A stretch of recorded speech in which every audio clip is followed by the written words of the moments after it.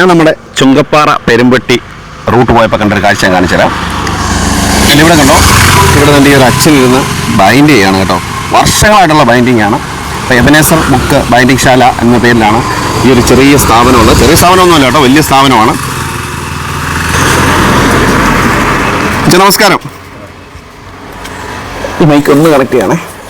എന്താ വെച്ചാൽ പേരെന്തായിരുന്നു? ഉണ്ണിച്ചേട്ടൻ. ഉണ്ണിച്ചേട്ടൻ. പിന്നെ മാത്യു എന്ന പള്ളിയിലെ പേര്. അച്ഛൻ എത്ര വർഷമായിട്ട് ഇത് ചെയ്യുന്നുണ്ട് ബൈൻഡിങ്? 10-60 കൊല്ലമായി. 60 കൊല്ലമായിട്ടുണ്ടോ? 60 കൊല്ലം പറയാതെ. എന്റെ 10-20 വയസ്സുള്ളപ്പോൾ തുടങ്ങിയതാ. ഇപ്പൊ 87 വയസ്സുണ്ട്. 87 വയസ്സുണ്ട്. അച്ഛൻ മൈൻഡ് ചെയ്തായതല്ലേ? ഇതുണ്ടോ, ഈ ബൈബിൾ ഉണ്ടോ? അച്ഛൻ ഇവിടെ മൈൻഡ് ചെയ്തതാണ്. ഇവിടെ ഈ ഒരു ഷോപ്പ് ഇട്ടിട്ട് എത്ര ആളായി? ഇവിടെ ഇതിപ്പോ ഒരു 2 കൊല്ലം. ഇതിന് മുന്നേ എവിടെയായിരുന്നു? ചുങ്കപ്പാറയായിരുന്നു. എന്തായിരുന്നു അതിന്റെ പേര്? ഇത് തന്നെ സെയിം പേര് തന്നെയായിരുന്നു. അരിഞ്ഞാലെല്ലാം വൃത്തിയായിരുന്നു. അതിന് പണ്ട് ഞാൻ മെഷീനിലൊക്കെ മേടിച്ചിട്ടുണ്ട്. ഇവള് പണ്ടൊക്കെ ചെയ്യുന്നത് പോലിട്ട് പിന്നെ ഓരോ